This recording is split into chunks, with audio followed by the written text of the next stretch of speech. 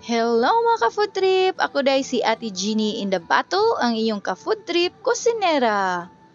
For today's video mga ka-food trip, akong i-share ninyo kung giunsa nato pag-prepare ang usa sa pinakasilabol nato nga putahe diri sa food trip section, ang chicken cordon bleu. Ato mga ingredients nga kinahanglan ani is chicken breast, ham, sliced cheese, paprika, black pepper, salt, and MSG. First, ato ning i-slice ato ang chicken breast. Igaan ra nato atong mga kamot aron dili magisi ang ato ang mga chicken fillet.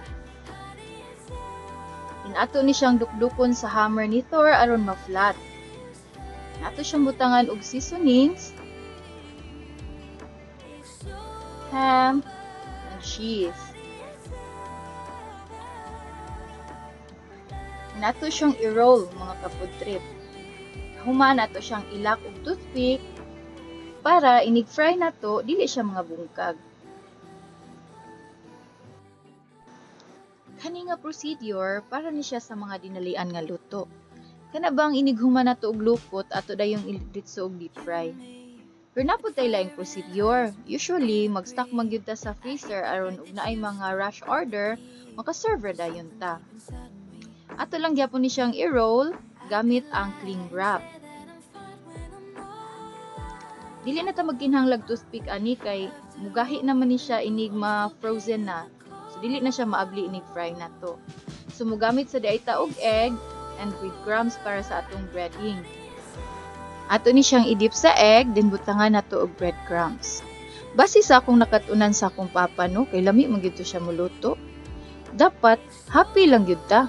Kaya unsa bitay atong feeling, reflect mo na siya sa ato ang giluto. Mag-deep fry na di ay no?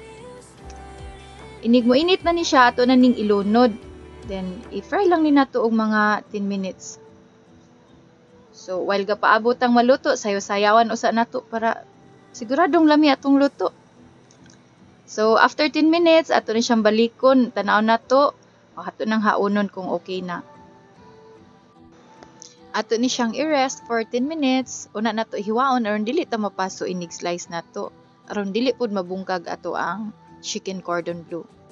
Ato siya idaplin usa pabugnaon din atong i-slice ug mabugnaw na. And this is our chicken cordon bleu a la food trip section. Lami, barato, ug sulit. Perfect for your celebration. Pagluto na ka food trip.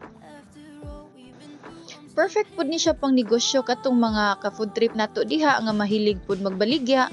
Suwayin ninyo ang puhunan day ani is naara sa 80 pesos. Pwede nimo ibaligya 100 to 120. Usa ni siya sa mga putahe nga diri mi nagsugod sa among food trip section journey. Pero kung kapuyan ka magluto, order na lang. Just visit our FB page, Food Trip Section. God bless everyone. See you on my next vlog. Bye.